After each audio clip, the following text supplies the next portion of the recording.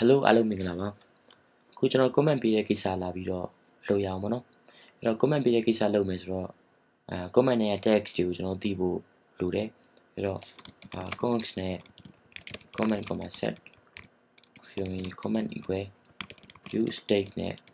ဒါ array တော့ပြော string တစ်ခုကျွန်တော်ပေးထားမယ် okay အဲ့တော့ text area ကျွန်တော်တို့မှာရှိတယ် okay ဒီမှာon on chain မှာset comment နဲ့ e.target.value okay ဒါဆိုရင်ရပြီပေါ့နော်ရပြီဆိုတော့ဒီ comment ရဲ့ on click လုပ်တဲ့ event ရှိတယ် okay ဒီမှာ on click event မှာadd comment ဆိုတဲ့ function ကိုကျွန်တော်အလုပ်လမ်းပြီးလုပ်မယ် okay အဲ့တော့ const နဲ့ add comment equal okay alert နဲ့ HTML လို့ hello ပဲကျွန်တော်ပေးထားလိုက်မယ် okay hello ထွက်လာတယ်ပေါ့နော်okay ဒီမှာကျွန်တော်တို့ကဘာလုပ်ရမလဲဆိုတော့အဲ့ comment မှာဒီရဲ့ data ကိုယူပြီးတော့ API request သွားခေါ်ဖို့လိုတယ်ပေါ့နော်အဲ့တော့ဟို spinner လေးလိုလိမ့်မယ်ဗျာreact spinner လို့ကျွန်တော်ရိုက်ရှာလိုက်မယ် react spinner ကျွန်တော်သုံးရအောင် okay ဒါ demo လေးများကြည့်လို့ရမလား okay ဒီမှာ demo page တယ်ဒါလေးကျွန်တော်တစ်ချက်ကြည့်လိုက်မယ် okay ဒီလိုလောက်တာလေးတွေမြင်ရမှာပေါ့နော်အဲ့တော့ဒီကောင်ကိုကျွန်တော်သုံးရအောင်ကျွန်တော်ဒီမှာ yan app နဲ့ဒီ react spinner ကိုလက်မြဝဖြစ်မယ်ပြီးတော့ရင်ကျွန်တော်ဒီမှာ cs properties okay ဒီမှာ clip လောက်တာလေဒါပါလောက်တာလည်းမသိဘူးဒါ fade လောက်တာပေါ့နော် fade လောက်တာအဲ့တော့အဲ့အတွက်ကျွန်တော်ဒီ loading ကိစ္စတွေကိုတခြားနေရာမှာလည်းသုံးရင်သုံးနိုင်တယ်ဗျာလားအဲ့တော့ component component တခုကျွန်တော်ယူလိုက်မယ်ဒါ ptn loader လို့ကျွန်တော်နာမည်ပေးလိုက်မယ် ifc နဲ့ react component တခုကျွန်တော်ယူလိုက်မယ်ဒီမှာ sorry fade loader ကို import လုပ်ချင်တာကျွန်တော်ဒီကနေပဲ copy ကူးရအောင်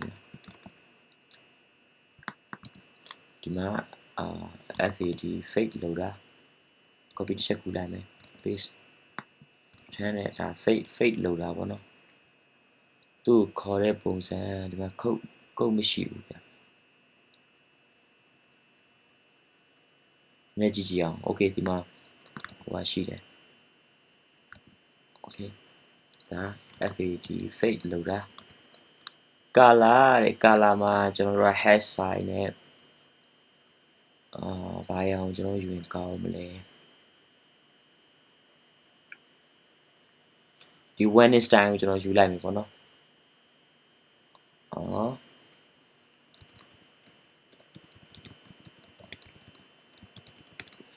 ဒီ Chrome color picker ဟိုတခုကျွန်တော် install လုပ်လိုက်မယ်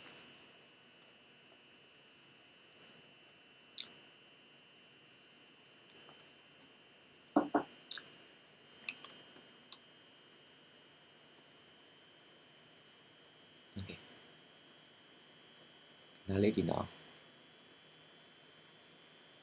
okay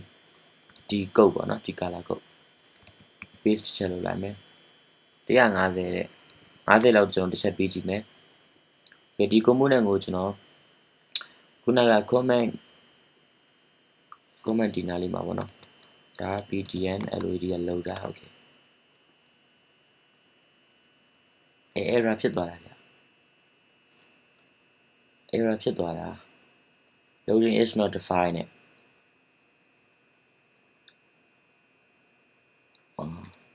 loading မှာ true ပေးထားလိုက်မယ် cs override ပိတ်ထားမယ် okay ဒါကြီးလုံးနေပေါ့နော်15လောက်ပဲကျွန်တော်ပေးထားကြည့်မယ်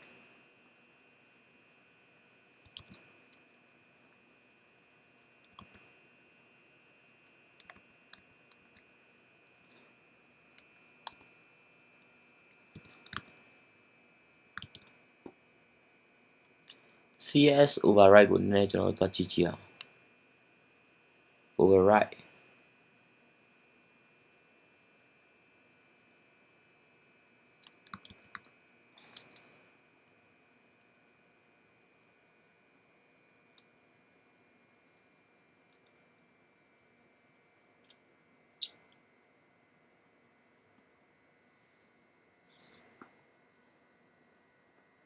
cs override မဟုတ်သေးဘူး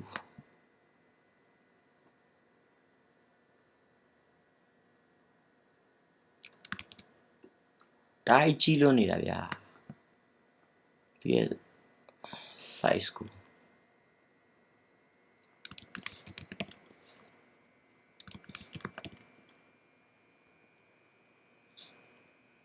ဒီ size ကိုကျွန်တော်နည်းနည်းဖတ်ကြည့်အောင်ပေါ့နော်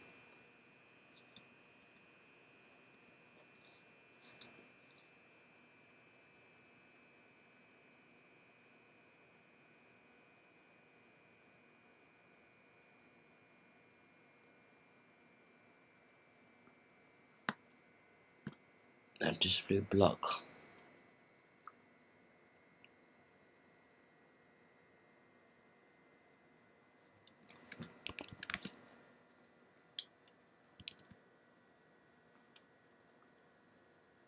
okay ဒါဘာဖြစ်လို့ကျွန်တော်တွေ့ပြီဒီ fake လောက်တာ override လုပ်လို့မရတာပေါ့နော် size ကိုလေကျွန်တော်တခြားလောက်တာတခုပြောင်းသုံးမှာအဆင်ပြေလိမ့်မယ်ပြောင်းသုံးမှာအဆင်ပြေလိမ့်မယ်ဆိုတော့ဒီကနေပဲလည်းကြည့်အောင်ဗျာဘာလောက်တာလဲ okay pause okay ဒီကောင်ကျွန်တော်သုံးလိုက်မယ်ဒါ cycle လောက်တာပေါ့နော်နောက်မှာ cycle လောက်တာတစ်ချက်ကျွန်တော်ခေါ်ကြည့်အောင် size 20ပဲခဏထားထားကြည့်မယ်okay ဒီပုံစံကျွန်တော်မြင်ရလိမ့်မယ်css override မှာ margin left 5 pixel လောက်ပေးကြည့်မယ် okay ဒါဆိုလည်းကွဲသွားပြီပေါ့နော်အားလုံး okay တယ် size ကလည်းကြီးနေလို့ပဲ15လောက်ထားကြည့်okay လောက်ဆိုအဆင်ပြေအဲ့တော့okay ကျွန်တော်9 minute ရှိသွားပြီဆိုတော့နောက်သင်ခန်းစာတစ်ခုရောက်မှာကျွန်တော် API ရေးမယ် comment ပေးတဲ့အခါမှာဒီမှာပေါ်လာတဲ့ကိစ္စကျွန်တော်ဆက်ပြီးလုပ်မယ်ပေါ့နော်အားလုံးကြည့်လို့